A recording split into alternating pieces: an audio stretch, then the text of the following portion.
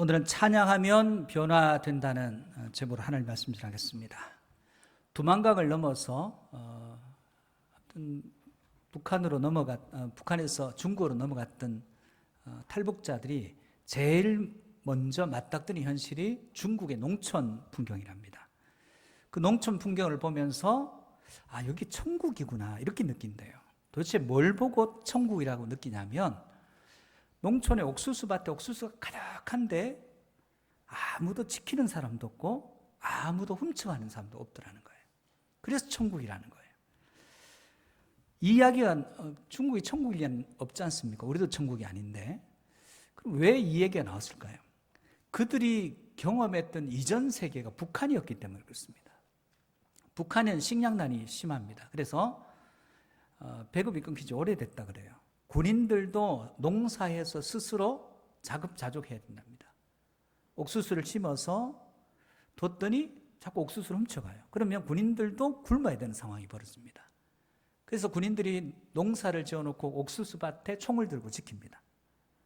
자꾸 오니까 위협을 주기 위해서 옥수수밭에 무슨 소리가 나면 총을 쏘는 거예요. 그러다가 옥수수를 훔쳐먹으러 갔다가 군인들의 총에 맞아 죽는 일이 일어나는데 아이들 중에 이런 일이 자주 일어난다는 거예요. 그들은 옥수수를 지켜야 배를 안 곪습니다. 저들은 너무 배가 고파서 혹시 갔다가 총 맞아 죽을 수는 있는데 그래도 굶어 죽은 것보다 낫겠다 해서 총 맞아 죽으면서도 그 옥수수 밭에 가서 옥수수를 따기 위해서 들어간다는 거예요. 탈북자들이 처음 자기가 경험했던 세계가 북한이기 때문에 여기가 천국처럼 보이는 거예요. 여러분, 우리의 믿음도 마찬가지입니다. 우리가 이전에 경험했던 세계가 어떤 세계냐에 따라서 우리의 믿음이 어떻게 정해지는지가 결정되는 겁니다. 우리가 이전에 어떤 믿음의 체계를 경험했느냐, 왜곡된 믿음을 경험했다면 우리의 믿음은 계속 왜곡되게 흘러갈 것입니다. 그러나 바른 믿음을 배웠다면 우리의 믿음은 그 믿음 위에 하나님께서 역사하셔서 더 큰 믿음으로 나아갈 수 있게 되더라는 것입니다. 찬양도 마찬가지입니다. 찬양은 노래가 아닙니다. 여러분, 우리가 예배 가운데 있는 것은 사실 모든 게 찬양으로 되어 있어요. 여러분, 제가 기도하는 것도 찬양이고요, 교동문도 찬양이고, 사도신경도 찬양이고, 지금 제가 설교하는 것도 찬양이에요. 찬양 대 찬양도 찬양입니다. 노래냐, 교동문이냐, 신앙 고백이냐, 설교나 형태일 차이일 뿐입니다. 그런데 찬양의 내용이 뭐냐면 하나님 그분이 어떤 분이냐, 하나님에 대한 성품, 그리고 하나님이 하신 일에 대해서 높이고 그분을 찬양하는 것입니다. 그래서 하나님을 제대로 모르면 제대로 된 찬양을 하기가 어렵습니다. 그렇다고 하면 찬양이 우리에게 주는 유익이 뭘까요? 그 하나님을 높이고 찬양할 때 우리에게 주는 유익이 뭘까요? 첫 번째는 찬송이 우리를 승리케 한다는 것입니다. 여러분, 찬양함으로 승리하는 인생 살기를 축복합니다.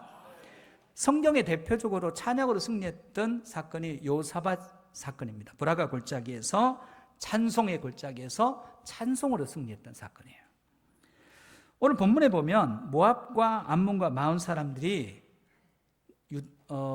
남유다를 치러 와요.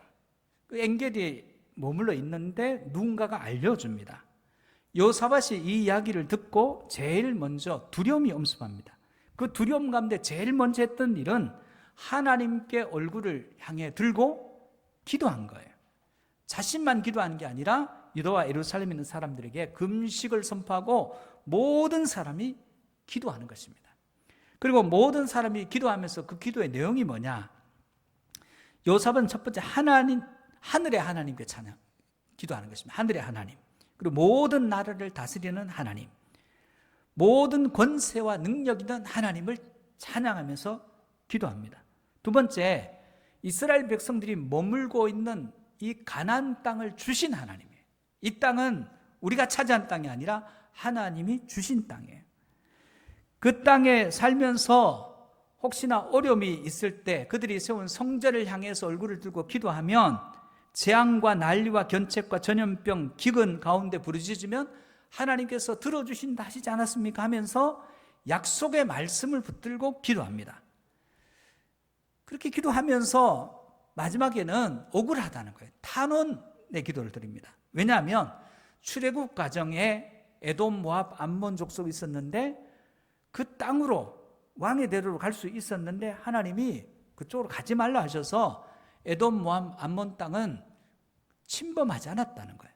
그런데 우리는 저들을 침범하지 않았는데 저들이 지금 우리를 치러 와서 하나님이 주신 땅을 빼앗아 가려는 게 아니게 이게 옳습니까 하면서 하나님께 탄원합니다. 그래서 요사밧의 기도의 핵심이 뭐냐면 역대하 20장 12절입니다. 우리 하나님이여 그들을 징벌하지 아니하시나이까 우리를 치러 오는 이 큰 무리를 우리가 대적할 능력이 없고 어떻게 할 줄도 알지 못하고 오직 주만 바라보나이다 하고. 왜 기도하는 거예요? 이들은 무능해요. 아무 능력이 없어요. 여러분 기도 누가 하는 것입니까? 무능한 사람이 하는 거예요.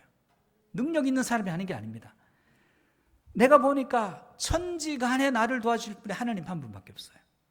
사람은 믿을 대상이 없고 하나님밖에 없습니다. 하나님이 도와주셔야 됩니다. 유일한 도움은 하나님 뿐입니다. 그리고 기도하는 거예요.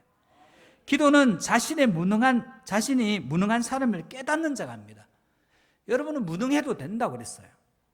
여러분이 유능할 필요가 없습니다. 기도는 나의 무능을 깨닫고 무능의 자리에서 전능하신 하나님께 기도하는 것이라 했습니다. 요사밧의 기도를 들으신 하나님께서 성령에 감동된 야실이라는 레위인을 보냅니다. 그리고 그 야실이 와서 하는 이야기예요. 역대하 20장 15절에 두 가지를 얘기합니다. 큰 무리를 인하여 두려워하지 말라. 두 번째는 이 전쟁은 너희 전쟁이 아니라 하나님의 전쟁이다. 너희가 전쟁하는 거 아니다. 우리 전쟁이 아니고 하나님의 전쟁이면 우리가 두려워할 이유가 없습니다.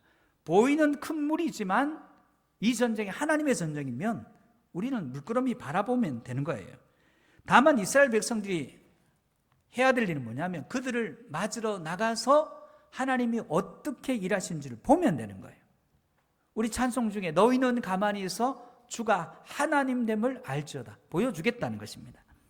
그래서 유다와 이스라엘 백성들이 두려워하지 말라, 놀라지 말라, 내일 그들과 맞서 싸우러 나가는데 너희가 싸우는 거 아니다. 아무 대책 없이 나가라. 대책 없이 나가면 하나님이 대책이 되신다는 거예요. 여러분 우리가 대책이 아닙니다. 우리에게 있는 방편이 대책이 아닙니다. 우리가 가진 자원이, 지식이, 세상적인 주의가 대책이 아닙니다. 하나님이 대책이시라는 거예요. 하나님 말씀을 들은 여호사밧의 반응입니다. 역대하 20장 18절에 19절을 보니까 여호사밧이 몸을 굽혀 얼굴을 땅에 댑니다. 그리고 예루살렘에 있는 주민들, 유다와 예루살렘 주민들 다 엎드려서 절하는 거예요. 그리고 고앗 자손과 고라 자손에게 속한 레위 사람들은 서서 심히 큰 소리로 이스라엘 하나님 여호와를 찬송합니다. 그 이름을 높입니다. 찬송하고 뜨거워지니까 그들이 어떻게 하느냐? 20절입니다. 이에 백성들이 그 다음 아침에 일찍 일어나요. 왜 일어납니까? 기대가 돼요. 하나님께서 어떻게 일하실지. 내가 싸우는 거 아니고 하나님이 싸우니까 하나님이 어떻게 일하실지가 기대가 되는 것입니다. 기도한 사람이 내가 일해야 되면 불안합니다. 아무것도 없거든요.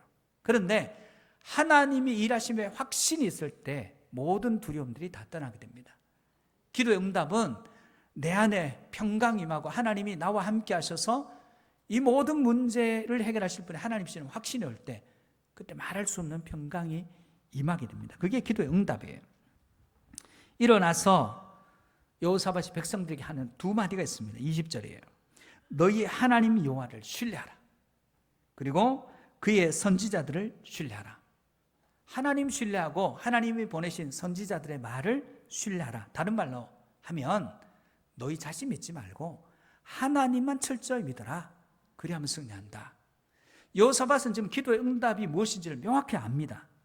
그리고 그러면 형통할 것이라 선포하고 나가는 거예요. 하나님을 신뢰하고 선지자들의 말을 신뢰하는 그들이 무슨 일을 하냐면 찬송 준비합니다. 21절 22절입니다. 백성과 더불어 의논하고 노래하는 자들을 택하여 거룩한 예복을 입히고 군대 앞에서 행진하며 여호와를 찬송하여 이르기를 여호와께 감사세 그의 인자하심이 영원하도다 하게 하였더니 그 노래와 찬송이 시작될 때에 이제 하나님의 역사가 시작되기 시작해요. 자, 그래서 하나님께서 복병을 두시고, 이 복병은 이스라엘 백성 아닙니다. 하나님의 군대예요. 그래서 승리하게 하셔요. 어떻게 승리하게 하시냐? 말도 안 되는 방법으로 승리합니다. 23절에 24절 보면 암몬, 모압, 세일산, 에돔 족속이에요. 암몬, 모압 조선이 둘이 연합해서 같은 편인데 에돔 족속을 쳐요. 진멸했습니다. 이제 두 자손만 남았어요. 두 자손이 서로 싸워요. 아니, 적과 싸워야 될 거 아니에요. 아군이 연합해서 한 족속을 물리치고 둘이 싸워서 이스라엘 백성들은 손도 못 대보고 전쟁이 끝나버렸어요. 말도 안 되는 방식을 통해서 하나님께서 이 전쟁을 승리케 하셨습니다. 그래서 결과가 뭐냐? 25절 26절에 보니까 여호사밧과 그의 백성들이 적군의 물건을 탈취하는데 너무 많아서 사흘 동안 걷어도 다 못 걷어져요. 넷째 날에 브라가 골짜기에 모여서 거기서 여호와를 송축한지라. 그러므로 오늘날까지 그곳을 브라가 골짜기라 일컫더라. 무슨 얘기예요? 찬송의 골짜기라. 이건 전쟁터가 아니에요. 하나님 앞에 찬송함으로 승리했던 골짜기, 그게 브라가 골짜기입니다. 그랬더니 승리만 얻은 게 아니에요. 29절 37절 보면 이방 모든 나라가 여호와께서 이스라엘의 적군을 물리쳤다는 얘기를 듣고 하나님을 두려워해서 여호사밧을 앉힙니다. 그래서 여호사밧에게 평강이 임해요. 여러분, 사방으로 평강을 누가 주시는 거예요? 하나님이 주시는 거예요. 우리는 평강을 원합니다. 우리가 평강을 만들어낼 수가 없어요. 평강은 하나님이 주시는 것입니다. 뭘 통해서요? 찬양할 때. 여러분, 기도와 말씀과 찬양이에요. 찬양한다. 그 인생이 찬양한다는 것은 그 인생은 승리한다는 것입니다. 여러분 안에 찬양의 은혜가 있기를 축복합니다. 성도가 바른 믿음을 가질 때 세상은 하나님을 두려워해요. 성도가 바른 믿음을 갖지 못하면 세상은 하나님을 두려워하지 않습니다. 우리가 바른 믿음을 가질 때 우리를 보고 하나님을 두려워함으로 우리에게 평강이 임하고 승리를 주시더라는 거예요. 오늘 찬송으로 승리하는 인생 되시기를 주님의 이름으로 축복합니다. 두 번째, 찬송은 변화시키는 힘이 있어요. 지금 꼭 보훈의 달이지 않습니까? 6.25 때 전쟁포로로 국군이 한 명 잡혔어요. 청년인데. 잡혀서 포로로 끌려갑니다. 많은 인민군에 끌려가니 아니라 3명 정도 되는 작은 무리에 끌려가는데 이 포로 한 명 끌고 가니까 너무너무 힘든 거예요. 중간에 이 민군들이 어떻게 생각하냐면 그냥 죽이고 갑시다. 우리 언제까지 포로를 끌고 가시는, 포로 끌고 가다 우리까지 죽겠습니다. 그냥 여기서 죽이고 그냥 우리끼리 갑시다. 그 의기투합해서 죽이고 가기로 결정하고 그 청년을 결박하고 무릎을 꿇렸습니다. 인민군 장교가 얘기합니다. 이 마지막 소원을 얘기해라. 네 마지막 소원이 뭐냐? 들어줄 수 있을지 없을지 모르지만 이 청년이 얘기합니다. 나 예수 믿는 사람인데 마지막으로 찬송 한 장 하고 내가 죽겠다고. 그래서 찬송하기 시작합니다. 하늘 가는 밝은 길이 내 앞에 있으니 슬픈 일을 많이 보고 늘 고생하여도 하늘 영광 밝음이 어둠 그늘 헤치니 1절 딱 부르고 2절 딱 하는데 땅 소리가 나요. 그래서 총 맞았구나 하고 기절하고 쓰러졌는데 나중에 정신을 차리고 보니까 누가 자기를 업고 가더래요. 그 보니까 인민군 장교가 자기를 들쳐업고 북쪽으로 가야 되는데 남쪽으로 막 내려가고 있더라는 거예요. 지금 어디로 가냐 하니까 남쪽으로 간다는 거예요. 남쪽으로 가면 내가 포로가 아니라 당신이 포로가 될 텐데 왜 남쪽으로 가느냐 했더니 자기가 북쪽에 있을 때 자기 아버지가 교회 장로인데 자기는 교회를 안 나가고 무신론자인 거예요. 그런데 마지막 죽음의 순간에 찬양하는 모습을 보는데 자기가 너무 충격을 받았다는 거예요. 도대체 무엇이 이 청년을 죽음 앞에서도 두려워하지 않고 찬양하겠나? 그래서 이 청년을 살려야 되겠다는 마음이 갑자기 불현듯 와서 자기가 자기 부하들 치고 지금 당신 구해서 지금 남쪽으로 내려간다. 그렇게 지금 얘기하더라는 거예요. 이 청년의 찬양이 이 청년을 살린 거죠. 그리고 누구도 살린 것입니까? 무신론자였던 하나님을 알지 못했던 그 또 다른 청년의 마음을 불일 듯해서 그 청년을 변화시키는 것입니다. 여러분, 찬양은 변화시키는 능력이 있습니다. 여러분, 설교에서 많이 변화될 것 같아요? 찬양에서 많이 변화될 것 같아요? 통계적으로 보면 진짜 찬양하는 사람들은 변해요. 찬양에서 더 많이 변합니다. 여러분, 찬양을 통해서 여러분의 심령이 변화되기를 주의 이름으로 축복합니다. 사도행전 16장에 보면 빌보에 간 바울 일행이, 바울과 실라가 잡혀요. 죄목은 귀신 들려 점하던 여인에게서 귀신 쫓아냈다고, 멀쩡하게 만들었다고 죄목이 덮어 씌워져서 일단 다짜고짜 맞았습니다. 채찍에 맞아서 등짝에는 피가 나고, 그리고 온몸에 피멍이 들었어요. 그리고 감옥에, 지하 감옥에 갇혔는데 착고에 채워져서 눕지도 못하는 어정쩡한 자세로, 얼마나 불편하겠어요. 근데 무슨 생각을 했는지 밤중에 사도행전 16장 25절 26절에 보니까 한밤중에 바울과 실라가 기도하고 하나님을 찬송하며 죄수들이 듣더라. 이에 갑자기 큰 지진이 나서 옥토가 움직이고 문이 곧 다 열리며 모든 사람의 매인 것이 다 벗어진지라. 여러분, 한밤중에 기도합니다. 그리고 찬송합니다. 그랬더니 인생의 결박을 푸는 힘이 찬송에 있더라는 거예요. 옥타가 열립니다. 그리고 기초가 흔들리니까 옥문이 다 열립니다. 착고는 누가 열었겠습니까? 하나님께서 매인 것들을 다 풀어버리더라는 거예요. 여러분, 찬송은 말씀으로 이루어졌어요. 그 안에는 복음이 있습니다. 하나님의 능력과 위로와 평강이 있습니다. 찬송으로 위로받고, 찬송으로 새 힘을 얻고, 찬송으로 변화되는 것입니다. 누가복음 4장 16절에서 21절에 보면 예수님께서 이 땅에 오셔서 사단의 시험을 말씀으로 물리치시고 갈릴리 나사렛에서 공생을 시작하시는데, 회당에서 이사야 61장 1절에서 이 처음 말씀들을 읽으시면서 오늘 이 말씀이 임했다, 그렇게 말씀하세요. 그렇다고 하면 예수님이 이 땅에 오신 목적이 뭘까요? 이사야 61장 1절 3절 말씀 보면 주 여호와의 영이 내게 내리셨으니 이는 여호와께서 내게 기름을 부으사 가난한 자에게 아름다운 소식을 전하게 하려 하심이라. 나를 보내사 마음이 상한 자를 고치며 포로된 자에게 자유를, 갇힌 자에게 노임을 선포하며 여호와의 은혜의 해와 우리 하나님의 보복의 날을 선포하여 모든 슬픈 자를 위로하되 무릇 시온에서 슬퍼하는 자에게 화관을 주어 그 죄를 대신하며 기쁨의 기름으로 그 슬픔을 대신하며 찬송의 옷으로 그 근심을 대신하시고 그들이 의의 나무 곧 여호와께서 심으신 그 영광을 나타낼지라 일컬음을 받게 하려 하심이라. 메시아가 우리에게 오시면 모든 것이 역전돼요. 보세요. 주 여호와의 영이 임합니다. 메시아가 오십니다. 가난한 자에게 무슨 기쁨이 있어요? 기쁨이, 복음이 선포됩니다. 지금 마음이 상한 자를 고쳐요. 그리고 포로된 자를 자유케 하고 갇힌 자를 놓아줍니다. 여호와의 은혜의 해와 우리 하나님의 보복의 날. 여러분, 주께서 오시면 우리는 구원의 날, 사단은 심판의 날이에요. 우리는 억울함이 풀리는 날이고 억울케 하는 자는 징계를 받는 날이에요. 그게 주님이 우리 오신 날의 의미예요. 무릇 시온에서 슬퍼하는 자에게 화관 줍니다. 죄를 대신합니다. 기쁨의 기름으로 그 슬픔을 대신하며 뭐 주시는 거예요? 찬송의 옷을 주신다는 거예요. 여러분, 찬송은 믿는 자가 하는 것입니다. 그 찬송을 통해서 삶의 모든 부분이 역전돼요. 찬송의 옷을 주시면 찬양함을 통해서 그 삶이 바뀐 것을 증거하는 것입니다.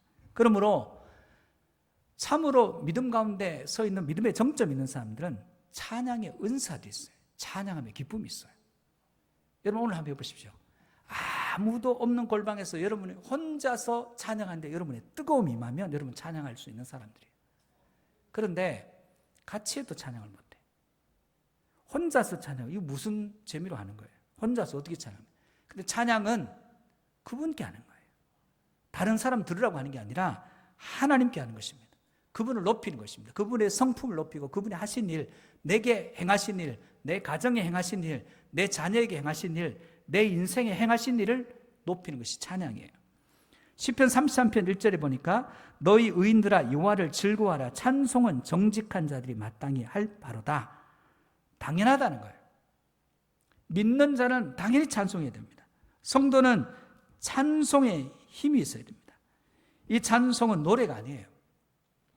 이 찬송에는 영적인 감동이 있어야 됩니다. 찬송은 사람의 안과 밖을 변화시켜요. 이사야 43장 21절 보면 이 백성은 내가 나를 위하여 지었나니 나를 찬송하게 하려 함이니라. 우리는 찬양하는 자로 부름을 받았습니다. 찬양으로 우리의 삶을 변화시킬 뿐만 아니라 다른 사람의 삶 또한 변화시킬 수 있는 영적 은혜가 있기를 축복합니다. 제가 초창기에 중국 선교를 갔을 때 중국말을 못했어요. 그냥 옆에 예수 사랑하시면 거룩하신 말 했어요.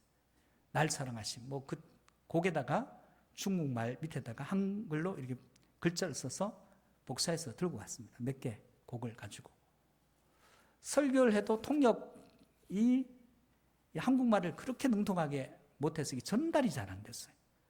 그런 가운데 이렇게 끝나서는 안 될 텐데 하는 마음이 있었는데, 그래서 반주자가 갔던 우리 반주자에게 반주를 시키고, 우리도 중국말이 잘 안 되고 저 사람들은 중국말 밑에 표현되어 있으니까 중국말로 잘해요. 우리는 중국말 따라하는데 중국말 같은 흉내만 내지 중국말에 맞는 노래가 아닙니다. 그런데 같이 찬양하는데 뜨거워져요. 언어가 달라요. 문화가 달라요. 그리고 알아왔던 사람들이 아닙니다. 그들은 중국말로 찬양하고 우리는 중국말 찬양하는데 중국말이 아니라 한국말 그때 밑에 써놓고 이게 고저도 없어요. 그런데 그 안에 뜨거움이 임해요. 같이 찬양할 때 은혜가 임합니다. 찬양하는데 저 뒤에서 눈물이 쏟아지기 시작하고, 그리고 나서 다시 복음을 전합니다. 아주 간단한 원색적인 복음을 전합니다. 그리고 그 찬양을 통해서 마음의 문을 연 사람들이 그 자리에서 예수 그리스도를 영접하고 변화됩니다. 그 찬양에 힘이 있더라고요. 시편 96편 2절입니다. 여호와께 노래하여 그의 이름을 송축하며 그의 구원을 날마다 전파할지어다. 찬송으로 날 구원하신 주님을 찬양하고 높이는 것입니다. 여러분 안에 글이 없으면 글을 못 써요. 여러분 안에 찬송의 은혜가 없으면 찬송을 못합니다. 찬송의 은혜가 있기를 주의 이름 축복합니다. 그리고 주님을 높일 때 여러분의 영혼이 찬양하는 그 가운데 회복되고 변화되는 은총을 누리기를 주님의 이름으로 축복합니다. 세 번째는 찬송은 치유의 힘이 있다는 거예요. 멀린 캐로더스라는 목사님이 계신데 감옥 생활에서 찬송 생활을 한 책이 있습니다. 이게 오래된 책인데 이분이 원래 19세 때 징집돼서 군대를 갔는데 탈영했어요. 탈영해서 5년형을 선고받았는데 전투에 투입되는 조건으로 6개월만 살고 나와서 전투에 투입돼서 발지 전투에서 투입돼서 공을 쏩니다. 전투가 소강 상태가 있으니까 원래 하던 습성이 있으니까 담배를 빼돌려서 시장에 팔아서 돈을 벌어요. 그리고 군에서 돌아와서 할머니 집에 갔는데 하필이면 또 주일을 딱 맞닥뜨리는 거예요. 그 할머니 할아버지 때문에 할 수 없이 주일날 예배를 가게 됐습니다. 그런데 예배를 갔는데 하나님의 음성이 들려요. 이거 하나님 음성인지 아닌지 잘 모르는 음성이 들려요. 너는 오늘 밤 나를 믿기로 결심해야 한다. 만일 그렇지 않으면 때는 늦을 것이다. 오늘 밤이다. 그 음성을 들어요.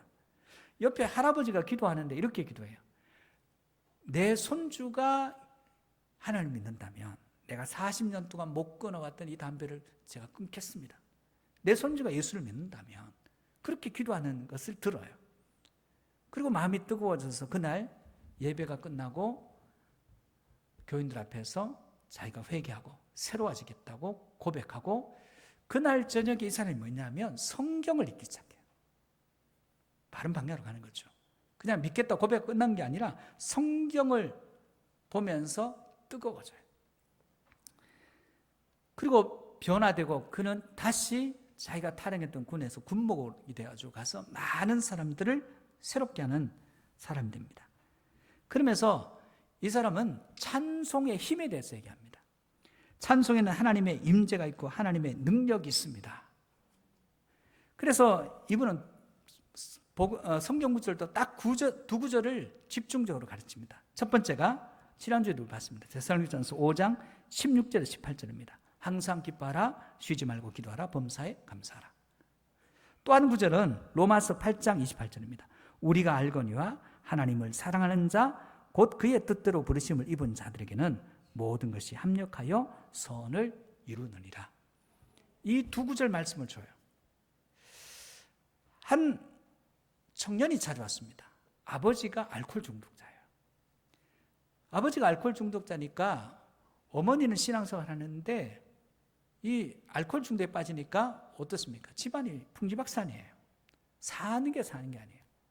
아버지가 모든 가정의 식구들을 괴롭힙니다. 어머니 괴롭히고 자신도 괴롭히고 이 아버지 때문에 너무너무 인생이 힘든 거예요. 이걸 경험해보지 않은 사람들은 모르는데 이걸 너무너무 힘들어서 기도하기 시작했어요. 하나님, 제 아버지 좀 알코올 끊고 변화되게 해주세요. 아무리 기도해도 안 바뀌어요. 점점 심해져요. 그리고 점점 가정이 불행해집니다. 그래서 멀리 캐로두스 목사님 찾아갔습니다. 찾아가서 얘기합니다. 우리 아버지가 이렇게 알코올 중독에 빠져 있는데 어떻게 하면 좋을지 아무리 기도해도 변화되지 않습니다. 어떻게 하면 좋겠습니까? 그랬더니 이 목사님이 이 청년이 이렇게 얘기해요. 아버지를 변화시키려고 기도하지 말고 지금 네가 당하고 있는, 네 가족이 당하는 고통스러운 것들을 감사할 수 있겠냐? 지금 이 고통스러운 것 때문에 지금 기도하는데 여기는 변화를 위해서 기도하지 말고 고통스러운 상황을 주신 하나님께 감사하면서 찬송할 수 있겠냐는 거예요. 쉽지는 않은데 목사님 얘기니까 해보겠다고 얘기합니다. 그래서 그날부터 이 고통스러운 아버지를 알코올 중독에 빠져서 우리 가족을 괴롭히는 이 상황을, 이 너무 힘든 이 상황을 감사하며 찬송하기 시작했어요. 어느 날 아버지가 TV를 보다가 갑자기 이런 얘기를 합니다. 내가 오늘 TV를 보는데 마약 중독자가 예수를 믿고 마약을 끊었다 하더라. 나도 그럴 수 있을까? 귀를 의심했어요. 뒷말이 중요하잖아요. 나도 그럴 수 있을까? 그래서 그 밤에 가족들이 모여서 그 밤에 예수 그리스도에 대한 이야기를 합니다. 예수님이 누구시고 우리가 어떤 상태에 있었고 그분이 우리에게 어떤 일을 행하셨는지를 이야기하기 시작했습니다. 그리고 이 아버지가 드디어 예수님을 자신의 주님으로 영접했어요. 영접하고 얼마 있다가 알코올 중독에서 해병됐다는 거예요. 아버지 바꾸려고 하지 않았어요. 그 주어진 환경, 고통스러운 환경을 주신 하나님께 오히려 감사하고 찬양했다는 거예요. 감사하고 찬양했더니 오히려 회복되고 치유되는 일들이 있더라는 거예요. 여러분, 우리가 우리 삶을 변화시킨 찬양이 어떤 찬양일까요? 혹시 이 찬양 아세요? 내게 강 같은 평화, 내게, 그 다음 뭡니까? 강 같은 평화, 내게 강 같은 평화 넘치네, 할렐루야. 이 80년대 많이 부른 찬양. 예수님 찬양, 예수님 찬양, 예수님 찬양합시다. 예수 이겼네, 예수 이겼네, 예수 사탄을 이겼네. 그 뒤에 뭡니까? 나도 이겼네. 이 찬양들이 단순 반복이지만 많은 심령들을 바꿨어요. 많은 심령들을 돌아오게 하고. 여러분, 찬양은 노래로 된 기도예요. 노래로 된 말씀이에요. 그 말씀은, 그 찬양은 하나님께로 향해 되고, 하나님께 향할 때 그 하나님은 우리의 최악의 상황을 승리로 이끌어 주시고, 우리의 안팎을 변화시켜 주시고, 그리고 그 찬양이 우리 안에는 어둠의 권세를 물리치고 우리를 질병의 권세에서 노임받게 하시더라는 거예요. 오늘 집에 가서 한번 해보십시오. 여러분이 혼자서도 기쁨으로 하나님을 찬양할 수 있는가? 여러분이 찬양 가운데 하나님께 올려드릴 때 여러분 마음이 뜨거워지는가? 그러면 여러분 안에는 찬양의 은혜가 임하는 것입니다. 난 혼자서 찬양 못해요. 혼자서 무슨 재미로 찬양을 같이 해야지. 반주 없으면 찬양 못해요. 찬양은 그런 것이 아닙니다. 어떤 순간 어떤 상황 속에서도 여러분 이런 찬양 우리만 찬양하라 내 영혼아 찬양하라 내 영혼아 내 속에 있는 것들아 다 찬양하라 감사하라 경배하라 기도하라 그 찬양이 우리 영혼과 함께 주님을 찬양하는 거예요. 이 찬양 부르면서 한번 찬양해 보시기 바랍니다. 여러분 안에 승리, 여러분의 변화, 여러분의 안에 치유가 있는 찬양의 능력이 임하기를 주의 이름으로 축복합니다.